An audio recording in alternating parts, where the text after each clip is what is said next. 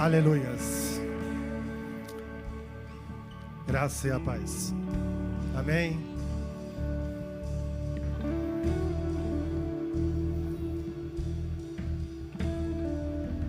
Feche seus olhos. Sintonize agora com a presença de Deus Pai Todo-Poderoso. Pai, eu quero colocar nossas vidas diante da Tua presença, ó Pai.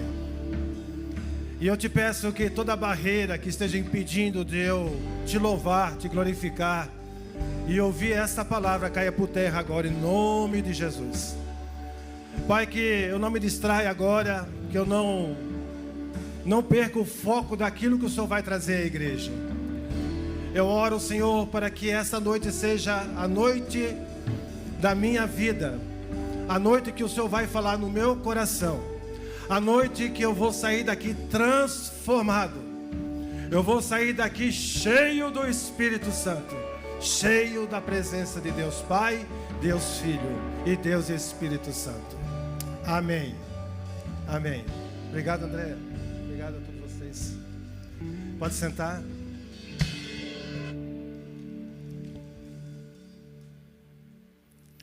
Abre as suas Bíblias no livro de Jeremias, capítulo 29.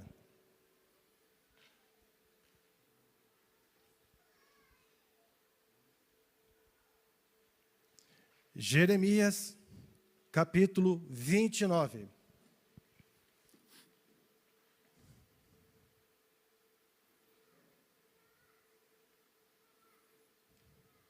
Amém? Amém, igreja? Acharam? Amém? Vamos comigo aqui dar uma viajada aqui agora. Jeremias, capítulo 29, versículo 1. Este é um conteúdo da carta que o profeta Jeremias enviou de Jerusalém aos líderes que ainda estavam entre os exilados, aos sacerdotes, aos profetas e todo o povo de Nabucodonosor, deportara de Jerusalém para a Babilônia. Isto aconteceu depois que o rei Joaquim e a rainha mãe, os oficiais do palácio real, os líderes de Judá e Jerusalém, os artesãos e os artífices foram deportados de Jerusalém. Pode falar isso para mim? Para nós? Deportados. Foram levados para a Babilônia. Ele enviou a carta por intermédio de Eliás, filho de Zafã, e de Gemarias, filho de Elquias, os quais Zedequias, rei de Judá, mandou a Nabucodonosor, rei da Babilônia. A carta dizia o seguinte: foco na mensagem de hoje. Isso que eu peço à igreja. Veja pequeno, veja essa mensagem no pequeno, médio e longo prazo. Amém? Vamos ter visões para o presente, para o futuro e para a próxima geração.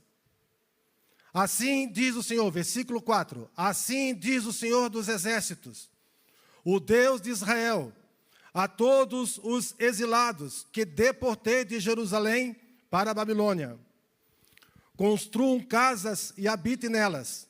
Plante jardins e comam os seus frutos. Casem-se e tenham filhos e filhas.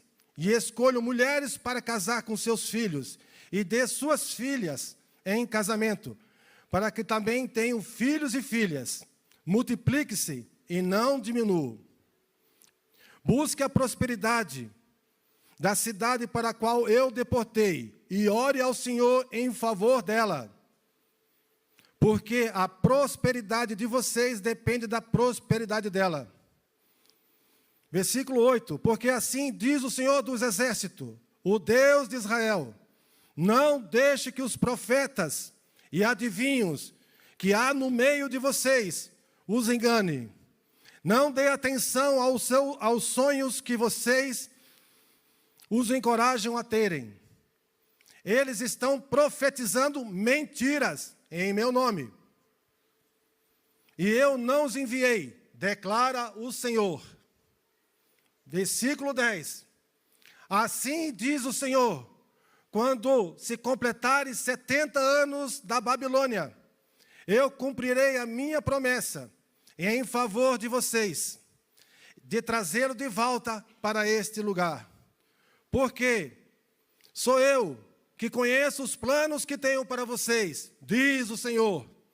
Planos de fazer prosperar e não de causar danos. Planos de dar a vocês esperança e um futuro. Versículo 12. Então vocês clamarão a mim, virão orar a mim, e eu ouvirei. Vocês me procurarão e me acharão quando me procurarem de todo o coração. Amém, irmãos? Glória a Deus. Deixe sua Bíblia aberta, porque nós vamos dar uma passeada nesse texto. Eu quero, antes de entrar na palavra, eu quero dar um contexto para vocês, para a gente entender um pouco o que está acontecendo. Eu oriento a todos que leem depois o capítulo 25 de Jeremias. O capítulo 29 é uma sequência do capítulo 25. No capítulo 25, já tem um alerta de Deus ao povo que ia ser levado à Babilônia. Porque esse povo era o povo de Deus, era uma nação que tinha virado as costas para Deus. Estavam adorando outros ídolos. As suas expectativas estavam em pessoas, em falsos profetas e em adoração a outros deuses. E lá no capítulo 25, Deus diz, se vocês se voltarem para mim e me adorarem, eu vou fazer prosperar nesta terra, Jerusalém. Mas o povo virou as costas, o povo renegou, e aí Deus deu a sentença, e eles foram deportados. Uma nação foi deportada. Imagina você, em casa, no trabalho, e chega um outro país, qualquer país, da América Latina, põe um revólver, uma metralhadora, um caminhão, e põe você e a sua família dentro e leva embora.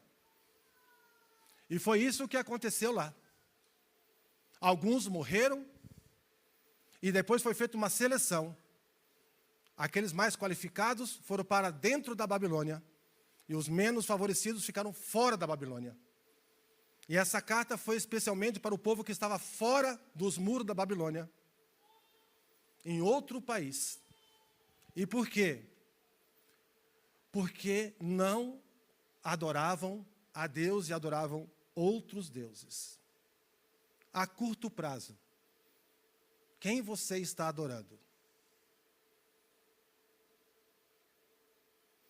Por que que as coisas não estão acontecendo em nossas vidas, na sua vida? Aonde está o seu coração? Essa palavra é viva para ontem e para hoje. E com muito temor e tremor eu trago essa palavra para os senhores, para a igreja hoje. Nos versículos 1 e 2, nós temos uma informação da situação de Jerusalém. No versículo 3 é o envio à carta. A partir do versículo 4, é a mensagem de Deus para o povo.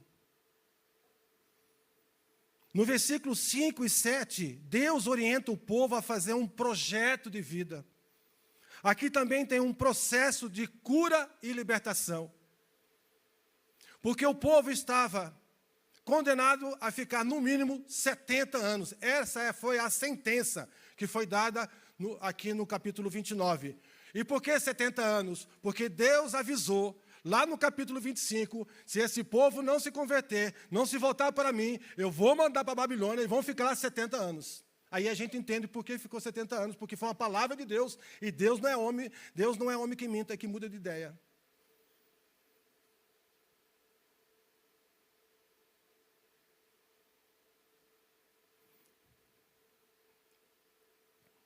Deus orienta o povo a fazer um projeto de vida. Vejamos ali no versículo 5. Construam casas e habitem nela, plante jardim, comam dos seus frutos. Porque o povo estava numa tremenda desgraça, passando fome, fazendo nada. estava aquele povo que estava fora dos muros da Babilônia, que era uma nação, estava mendigando. Vivia de migalhas. E Deus usa Jeremias para mandar esta carta ao povo que está lá nos muros da Babilônia. E depois ele fala no versículo 6, aqui vem um processo de libertação também. Casam-se, tenham filhos e filhas, escolham mulheres para que casem. Né? Aqui é o projeto de vida. Para quê? Para que eles continuem a viver, continuem a crescer, porque Deus quer fazer dali uma grande nação. No versículo 7, vem um processo de libertação dolorido para o povo, porque ele diz assim, ó, busca a prosperidade da cidade para a qual eu os deportei. Deus está falando, busque a prosperidade para a cidade que eu deportei, Babilônia.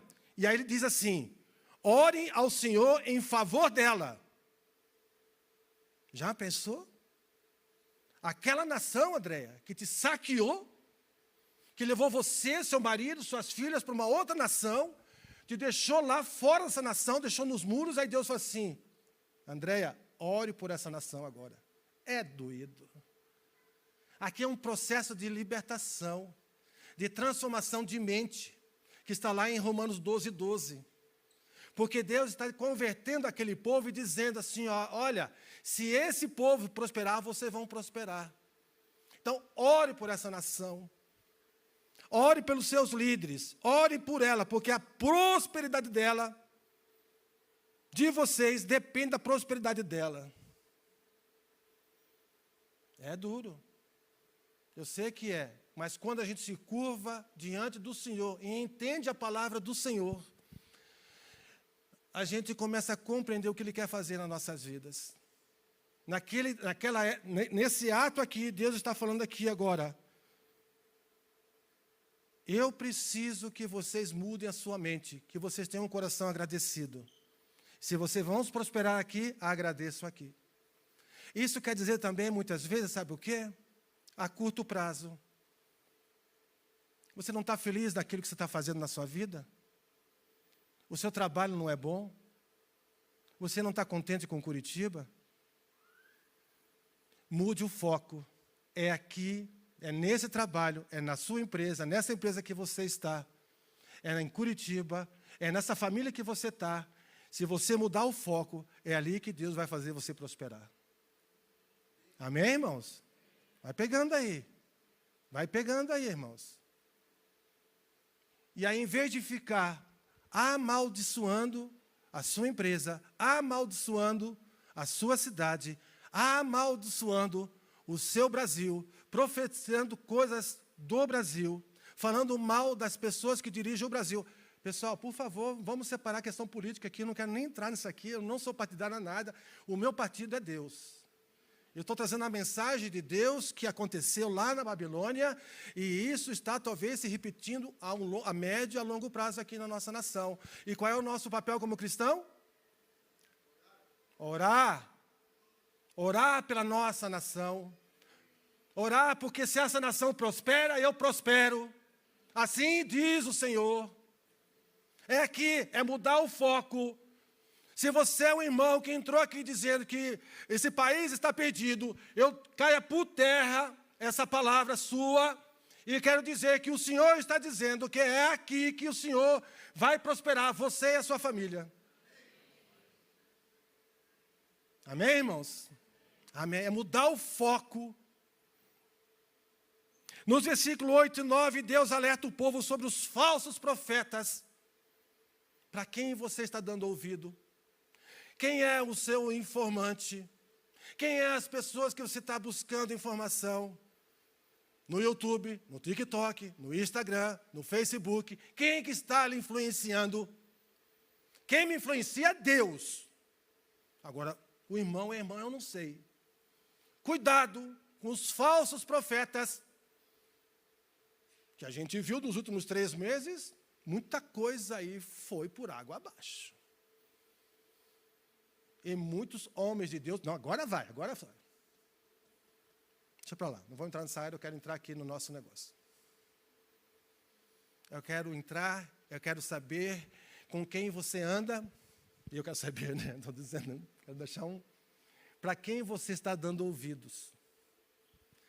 Quem está te levando para cima e quem está te levando para o inferno. Quem está dizendo, não vamos no culto hoje, não. Não vamos na oração, não. Vamos assistir um filme aqui do Netflix, tem um filmaço aqui, vamos pedir uma pizza. E, de repente, esse filme é até uma maldição para a sua família. Para quem você está dando ouvido? A palavra está dizendo aqui, se afaste dos falsos profetas. Nos versículos 10 e 11, e no 12 e 13 ele reforça. Deus fala sobre e depois ele reforça assim, eu não os enviei. Eu não os enviei. Eu não quero dizer que não tenha profecia, que não tenha homens e mulheres, profetas de Deus que estão falando a verdade. Eu estou pedindo para que nós tenhamos discernimento, entendimento em Deus, de buscar um discernimento correto dessa palavra. Hoje eu estive num cliente e esse cliente me falou, Lauro, eu estou com um parente que ele acreditou tanto no que estavam dizendo, que ele entrou numa profunda depressão, que ele está pedindo a morte. Porque ele não vê mais solução de tudo aquilo que ele acreditou e não aconteceu. Eu falei, uau, Deus está falando comigo, porque estou estudando já faz uma semana essa pregação. E nos versículos 12 e 13, Deus fala sobre um relacionamento entre o povo e ele. Então ele diz, então,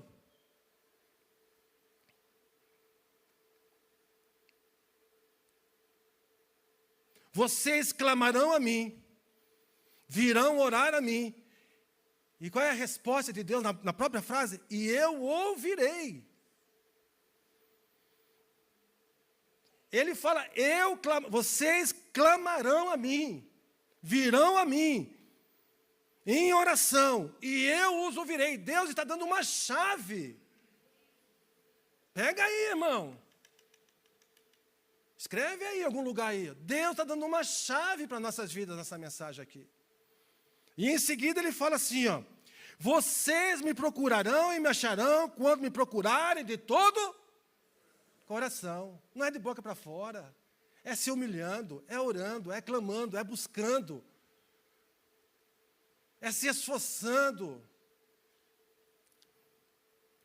Então, essa foi uma pequena introdução do que eu quero falar com vocês essa noite, que é, ponha a sua esperança em Deus.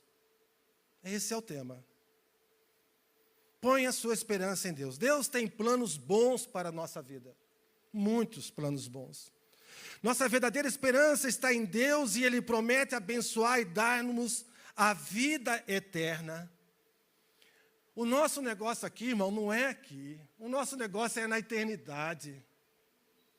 Isso aqui é um preparatório para a eternidade. O que você plantar aqui vai ser colhido na eternidade. O que você for aqui, o resultado disso vai estar na eternidade. E não se surpreenda se você chega lá e vê muita gente que você imaginava que era para estar na eternidade, não vai estar. Porque o homem pode fazer muitas coisas, mas Deus sabe tudo, o coração de cada um, e Ele sabe o que você está fazendo no mais escondido de todos os esconderijos. Ele está dentro da sua mente, da minha mente, da nossa mente, e Ele sabe qual é a minha intenção. Ele sabe qual é a sua intenção. Então isso aqui, essa terra aqui é uma preparação para a eternidade. Aleluias. Aleluia, irmãos. Então vamos nos preparar para quê? Para a eternidade. Podemos depositar a nossa esperança em muitas coisas, no trabalho, em relacionamento, em nossa inteligência, em nossa conta bancária, em nossa força e etc. Mas nenhuma dessas coisas é infalível. Pode mudar o tempo todo. Na Bíblia afirma que Jesus é o mesmo ontem, hoje e eternamente. Eu sempre vou repetir uma frase. Coloque todas as suas expectativas em Deus. Não coloque a sua expectativa em pessoas. Pessoas nos decepcionam, pessoas nos traem, pessoas erram, pessoas falham, mas Deus não falha. E muita gente hoje está em depressão por causa disso, porque cria expectativa em pessoas. E aí quando essa pessoa ela não é atendida, não atende a sua expectativa, ela fica triste, abalada e entra no mundo da escuridão. E quando você coloca a sua expectativa em Deus, uau, o negócio é com Deus.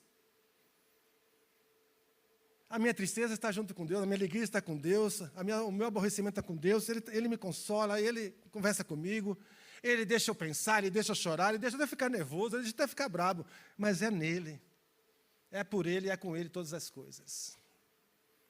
A esperança produz bons efeitos na vida, se vivemos com confiança. Se vivemos com confiança, o medo diminui, crescemos na perseverança e somos mais alegres.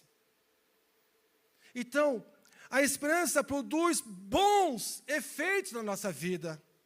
E olha só o que fala nos versículos 5 e 6. Aquele povo estava lá, abatido, não sabia o que fazer. E aí Deus fala assim, ó, construam casas, habite nelas, plante jardim, como seus frutos. Casas e tenham filhos. 3 coisas que eles sabiam fazer. Construir, plantar e se relacionar.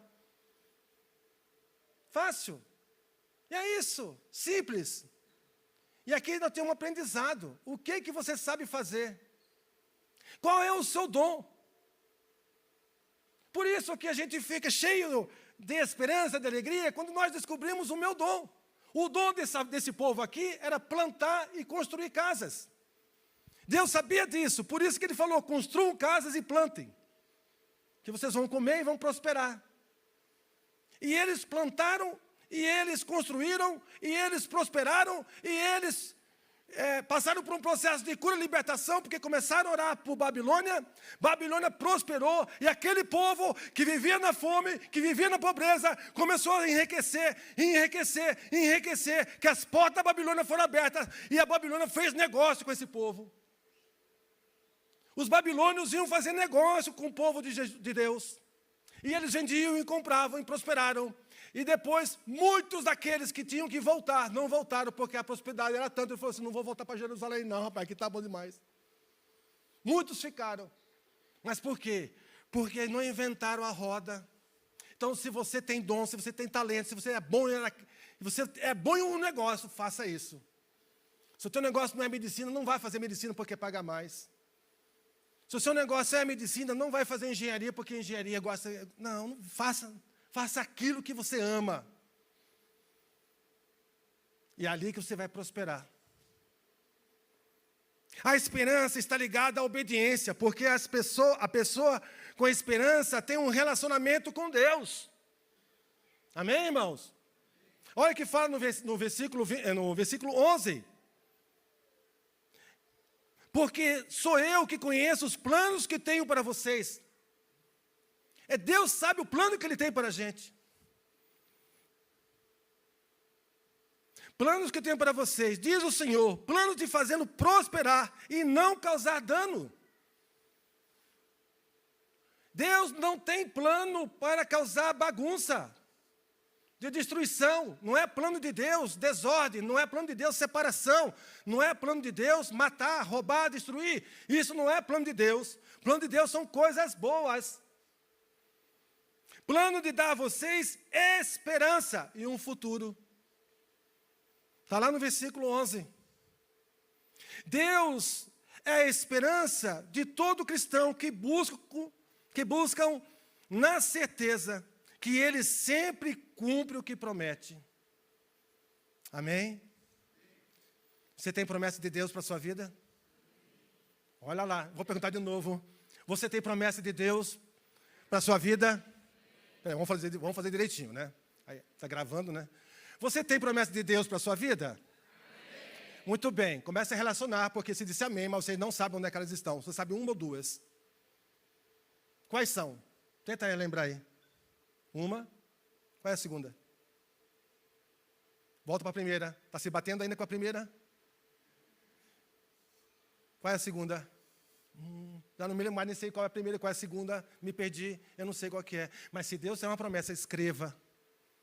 E coloque diante do Senhor. Senhor, está aqui a promessa que o Senhor fez para a minha vida. E eu creio, eu tenho esperança, porque a palavra está dizendo que o Senhor vai cumprir. E isso, quando você chega nesse nível de pedir a Deus e falar, Senhor, o Senhor vai cumprir, porque você tem o quê? Relacionamento. Porque você só vai falar numa intimidade grande ou numa exigência quando você tem relacionamento. Então, se você tem esperança, e se a igreja disse amém, aonde estão essas palavras, essas promessas que Deus tem na sua vida? As minhas estão escritas, todas elas.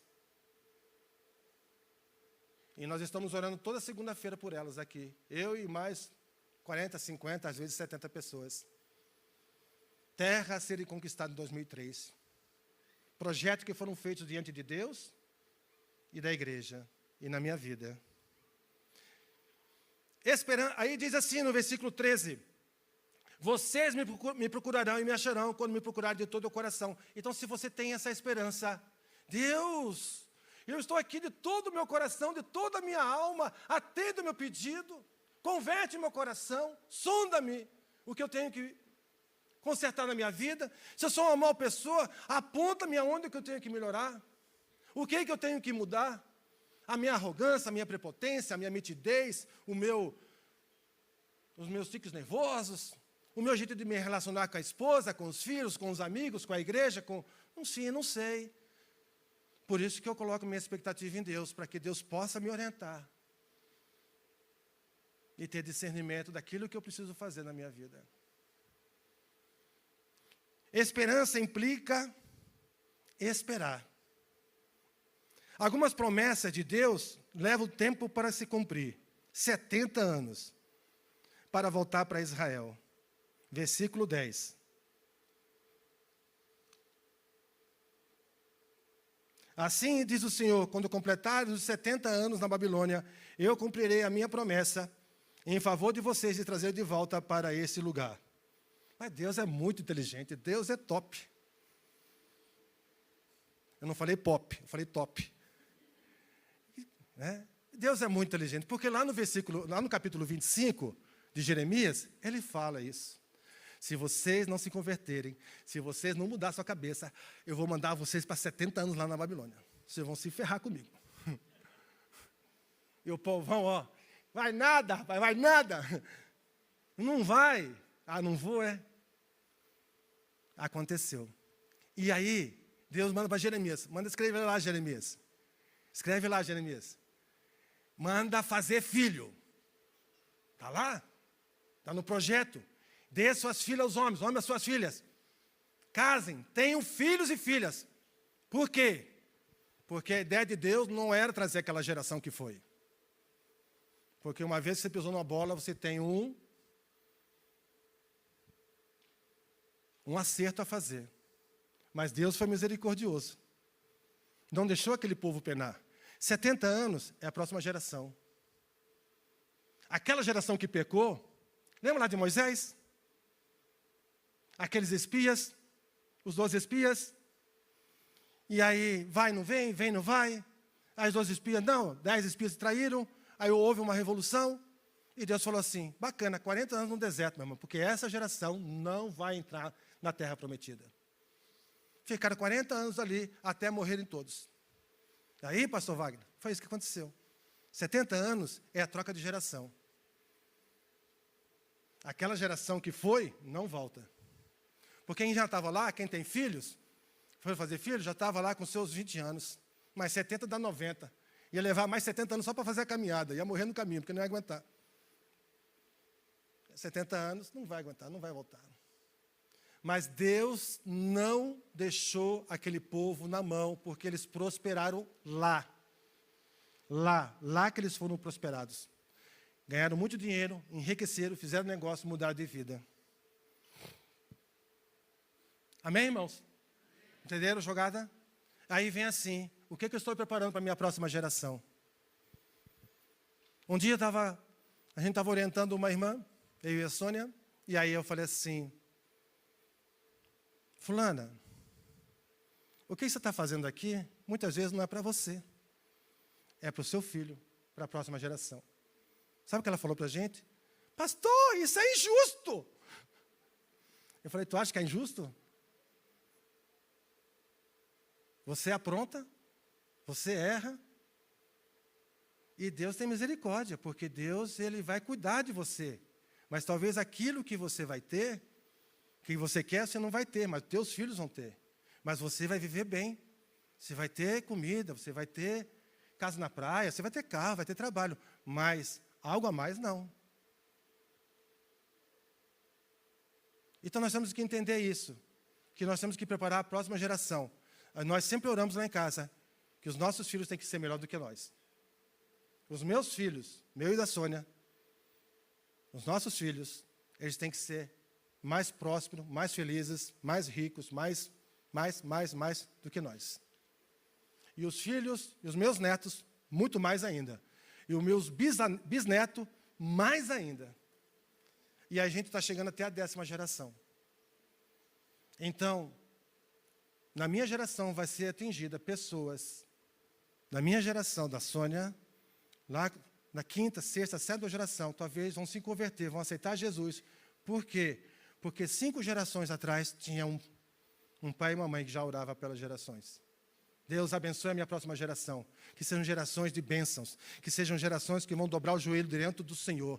Eu, em nome de Jesus, nós profetizamos sobre os nossos filhos, sobre os nossos netos, bisnetos, tataranetos, até a 10ª geração ou mais, para que eles sejam abençoados, sejam homens e mulheres de Deus.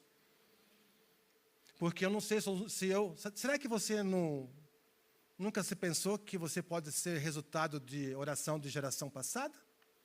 Pessoas lá da 5ª, 6ª geração, que você nem sabe dizer que você é tataravó, oraram para que você estivesse aqui hoje, sentado, escutando uma palavra, batizado, cheio do Espírito Santo, homens e mulheres de Deus.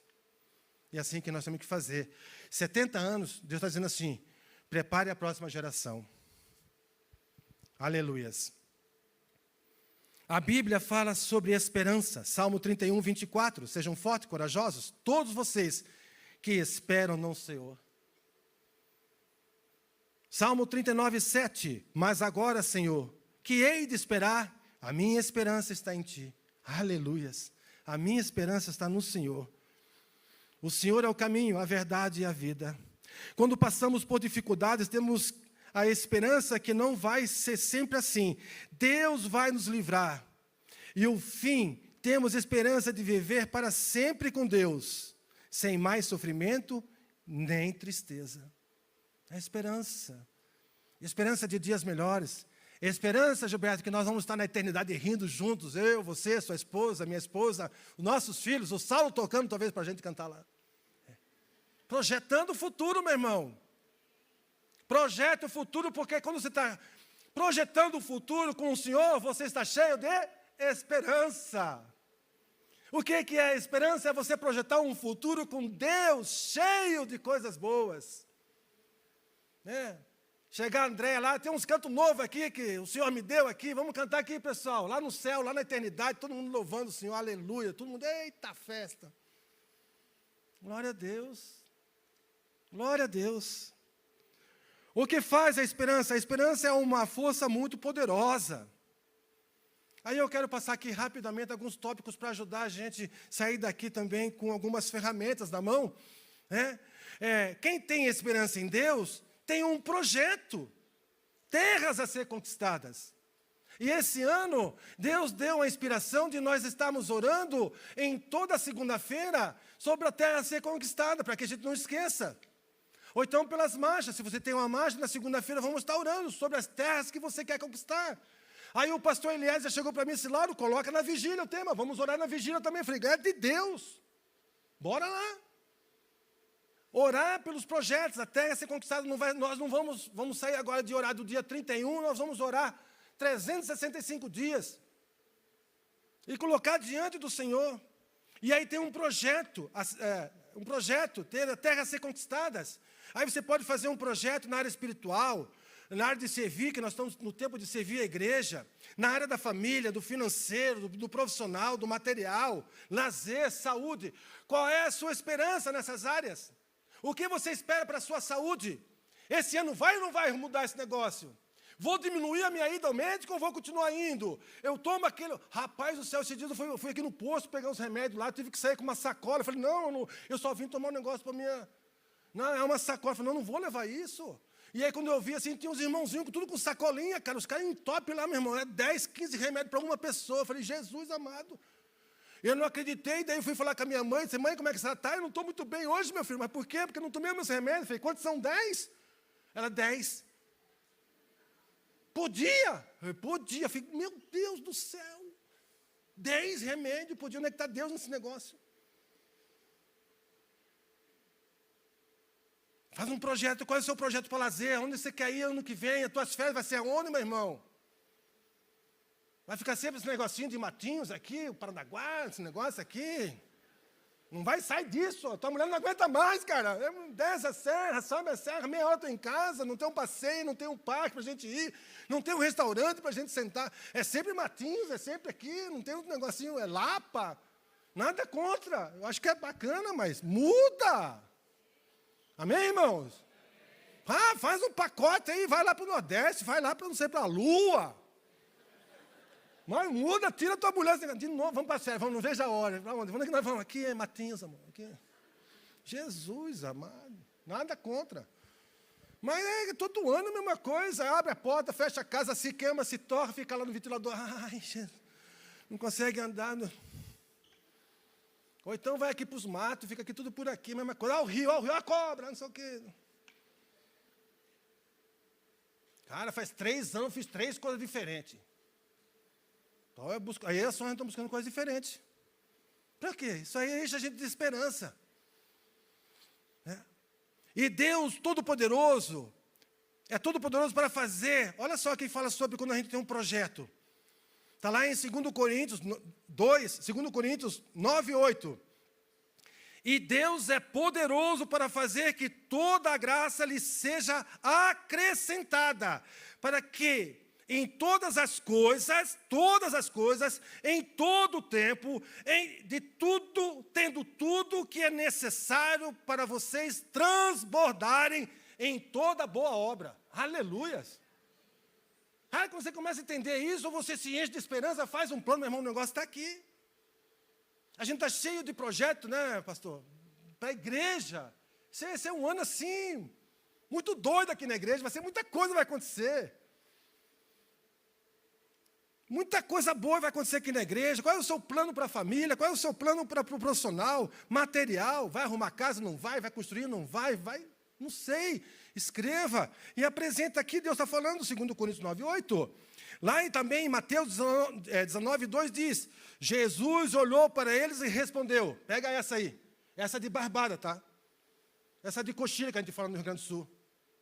Essa aí é aquela assim, ó. Encosta no travesseiro e dorme. Mateus 19, 2. Se você está duvidando do que Deus está querendo fazer essa noite, na minha vida e na vida de vocês, escuta essa aqui. Mateus 19, 2. Jesus olhou para eles e respondeu, para o homem é impossível, mas para Deus todas as coisas são possíveis. Eita, lalabachura, recantarabás.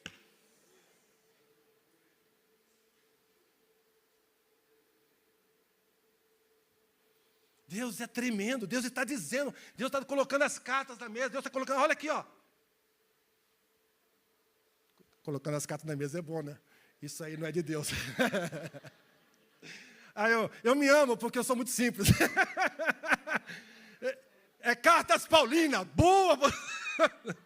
Boa. Quem tem esperança tem alegria.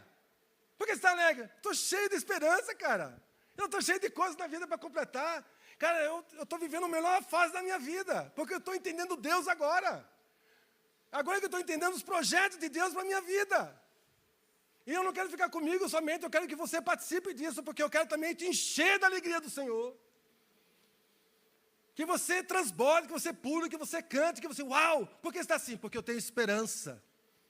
Eu estou cheio de esperança. Já não precisa ter medo do futuro. Deus tem muita coisa boa preparada, e isso é motivo de alegria. Filipenses 4:4. Alegre-se sempre no Senhor. Novamente direi, alegre-se. Quando eu fico triste, eu estou indo contra a palavra do Senhor. Já notaram isso? Quando eu fico aborrecido, estou indo contra a palavra do Senhor, porque a palavra do Senhor diz, alegre-se no Senhor. Novamente direi, alegre-se. Aí eu sei que tem alguém dizendo assim, né? Pastor, você não sabe da minha vida. Pastor, você não sabe nem a metade do que eu sofro. Nem quero saber, irmão. Estou brincando. Só se for no atendimento. Mas eu vou dizer que o seu sofrimento está ligado ao seu relacionamento com Deus. O resultado do que nós vivemos é o resultado do nosso relacionamento com Deus. Se você busca o Senhor, Deus vai mudar a sua vida. Amém? Se você está triste, mude. Se você está pirado da cabeça, mude. Converta-se. Entregue-se ao Senhor. Quem tem esperança, tem paciência no tempo dele. Mesmo quando leva muito tempo, sabe que as promessas de Deus vão se cumprir. Não desista. Romanos 5:3-5 diz, não só isso, mas também nós gloriamos nas tribulações, porque sabemos que na tribulação produz perseverança. Perseverança, um caráter aprovado. Um caráter aprovado, esperança. Um caráter aprovado, esperança. E a esperança não nos decepciona, porque Deus derramou o seu amor em nossos corações, por meio do Espírito Santo, que Ele nos concedeu. Não é que está isso, pastor? Romanos 5:3-5. Deus nos enche de esperança. Mas você tem que fazer a sua parte. Qual é o meu projeto? Qual é a minha... Por que eu tenho que estar cheio de esperança? O que eu tenho que mudar na minha vida? Quem tem esperança consegue enfrentar os problemas. Deus promete dar força para superar todas as dificuldades e sair vitorioso no fim. Ninguém fica muito tempo no deserto. Mas o deserto é um tempo de preparatório para você sair fortalecido na presença do Senhor. Isaías 40:31 diz, quando você enfrenta problemas, tem uma palavra que nos encoraja que diz, mas aquele que espera no Senhor, renova suas forças, voam alto como águia, correm e não ficam exaustos, andam e não se cansam. Aleluias. Amém, irmãos? Palavra do Senhor.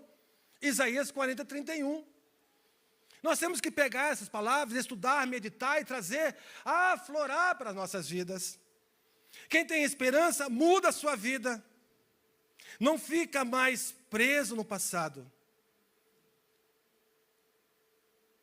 As pessoas sofrem. 50% do sofrimento das pessoas está ligado ao passado dela. Ela não conseguiu ainda se livrar do passado. 50% é passado. 40% é futuro. 10% é presente. Olha só. Por que você está preocupado? Porque lá em 1535, lá em 1312, vovó já dizia, meu Deus, está preso no passado. Te liberte. Aquele povo foi sentenciado a 70 anos.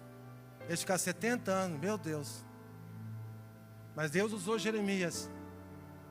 Mandou uma carta e diz, vou trazer vocês de volta. Vocês vão prosperar, vocês vão ter filhos, vocês vão enriquecer. E a bênção vai ser tão grande que os filhos de vocês vão herdar Israel de novo. Vão voltar para a casa do Pai. Ai, que bênção. Aquele povo se encheu de esperança, porque eles entenderam que eles tinham que orar por Babilônia, eles tinham que orar pelos governantes, porque se eles prosperarem, eu prospero, e os meus filhos vão voltar para a casa do Pai. Aleluias! E nós vamos prosperar aqui. Aleluias! E eles ficaram felizes e cheios do Espírito Santo, e foi assim que aconteceu essa história.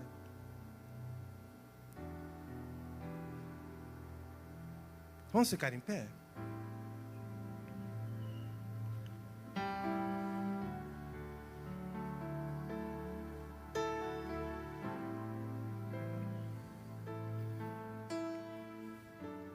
Não fique mais preso no passado. Nem tenha mais medo da derrota. A derrota faz parte das batalhas. Não é porque você perdeu, é que você está derrotado. Talvez uma derrota é o início de uma grande vitória que está se iniciando na sua vida. Vá em frente, confiando que Deus vai agir e abençoar a sua vida. Amém, irmãos? Josué 1,9 diz: não fui eu que te ordenei a você? Seja forte e corajoso, não se apavore, não desanime, pois o Senhor, o seu Deus, estará com você por onde você andar. Olha só que lindo. Vou repetir. Não fui eu que ordenei a você, Deus deu uma ordem. Seja forte e corajoso.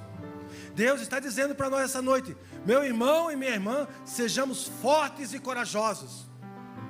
Porque vai ter batalhas, mas sejamos fortes no Senhor. Não se apavore, não desanime. Talvez você vai ver muitas coisas acontecer. Não se apavore, não desanime. Fica comigo, ora comigo, permanece comigo. Não saia perto de mim, porque eu sou o Senhor dos exércitos. Sou eu que vou cuidar de vocês. Sou eu que vou botar as asas sobre vocês. E ninguém vai tocar em um cabelo seu. É isso que o Senhor está dizendo. Seja forte e corajoso.